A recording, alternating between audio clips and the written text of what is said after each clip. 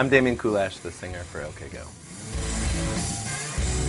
OK Go started in 1998, and we got signed to a major label deal in 2001. We signed up with Capitol Records, and we left the EMI family of corporations just this year, early 2010. We started our own record label when we left EMI. It's called Paracadute.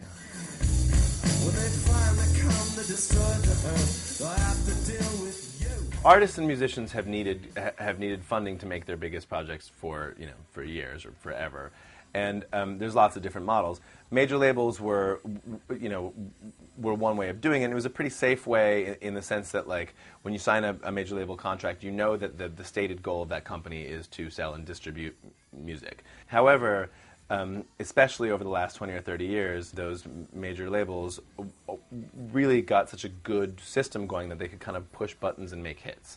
And so the people at the tops of those companies started to feel, somewhat rightly so, that the actual creative act here was theirs. They picked the people who make the video. They often picked who the artists were and what kind of music they would be playing. They would pick the songwriters. So a band like ours comes along, and there's a lot of pressure from within the industry to do things a certain way, because people say, well, I have a lot of experience making this kind of art, and this is what will sell. And that stops being very artistic to us. On the other hand, you get a completely unrelated type of corporation. In our case, our last video was funded by State Farm, an insurance company who generally have nothing to do with art and music.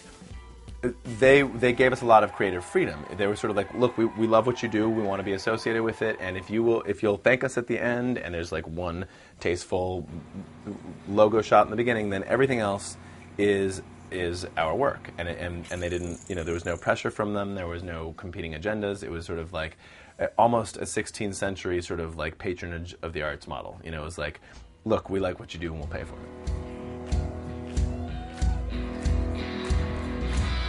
Our basic business philosophy is make awesome things, and the universe of those awesome things connected together tends to have our creative input and hopefully some financial output. I think were I working at an ad agency, it would be brand. And it's no band wants to think of themselves as a brand, but it's not all that different in the sense that, like, what I loved about Shudder to Think or the Pixies or Fugazi was a whole idea. It's not just a set of notes or a set of lyrics. It's like the whole thing. And so what we feel so lucky to be doing is like chasing down what we believe in. Like we chase down our wildest ideas, and we feel fairly convinced that if we execute them well enough, if we make enough cool stuff, that big ball of stuff will be attractive enough to our fans and our friends and the community of people like us out there that there's always a way to sort of make a dollar off of it.